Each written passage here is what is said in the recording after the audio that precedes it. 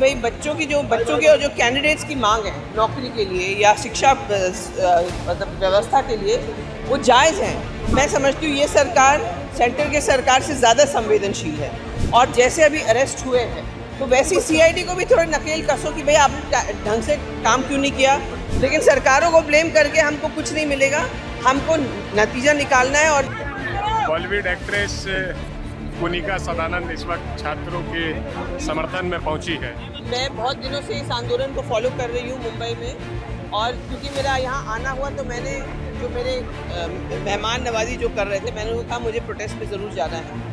मैंने जो देखा है कि भाई बच्चों की जो कैंडिडेट्स की मांग है नौकरी के लिए या शिक्षा मतलब व्यवस्था के लिए वो जायज़ है।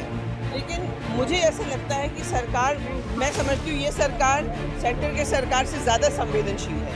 तो आप अगर अपनी बात रखेंगे जो कि स्टूडेंट्स कह रहे हैं, कैंडिडेट्स कह रहे हैं कि उन्होंने ऑलरेडी रखी हुई है, मेरे हिसाब से कोई बीच का रास्ता निकलना चाहिए। 10 दिन का टाइम दो या 15 दिन का टाइम दो, और जैसे अभी अरेस्ट हुए हैं तो वैसी सीआईडी को भी थोड़ा नकेल कसो कि भाई आपने ढंग से काम क्यों नहीं किया, और प्रेशर बनाए रखिए, क्योंकि जान है तो जहान है।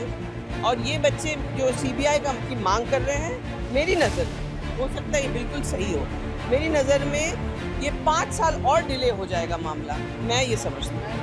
मैडम, आपने दिल्ली का प्रोटेस्ट भी देखा जंतर मंतर का, अभी आप झारखंड भी आए हैं, आप करीबी से देख रहे हैं, बच्चों से बातचीत भी की, क्या लगा दोनों प्रोटेस्ट में क्या अंतर है आपने दोनों चीज़ों?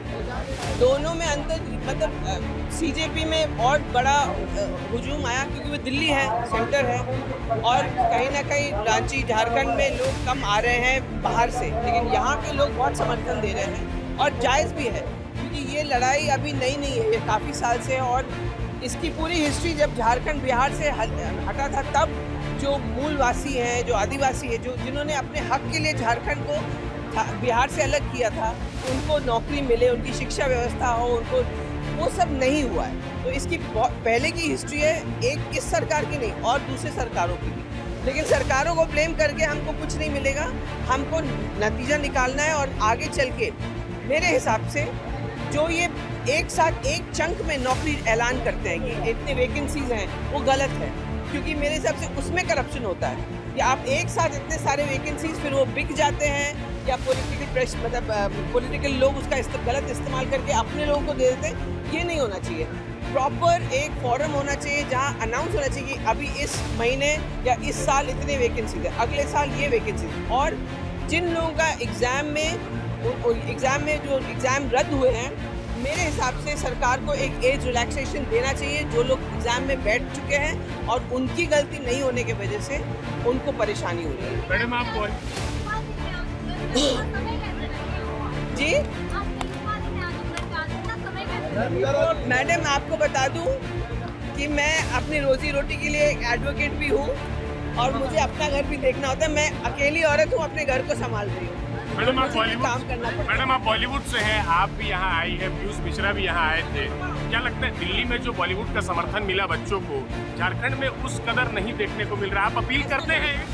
मैं इसीलिए आई हूँ। देखिए, मेरे पास जितनी भी थोड़ी बहुत शोहरत है, जितना भी मैंने अपने लाइफ में समाज सेवा किया है, मैं सोचती हूँ मेरे माध्यम से अगर ये बात और उजागर हो जाए और लोगों तक पहुँचे तो अच्छी बात है। अब ये आप लोग के बाइट शेयर होंगे इंस्टाग्राम पे इधर, तो लोग और समझेंगे। लेकिन कौन नहीं आया उसकी बात नहीं करूँगी, वो सब अपने अपने हिसाब से बिजी है। जैसे मैडम कह रही थी 23 दिन बाद क्यों आए, तो मैं वहाँ पे भी बहुत दिनों बाद गई थी। यहाँ पे ये भी है कि भाई ये पॉलिटिकल है, ये है, वो सब देखना पड़ता है। प्रभातखबर.com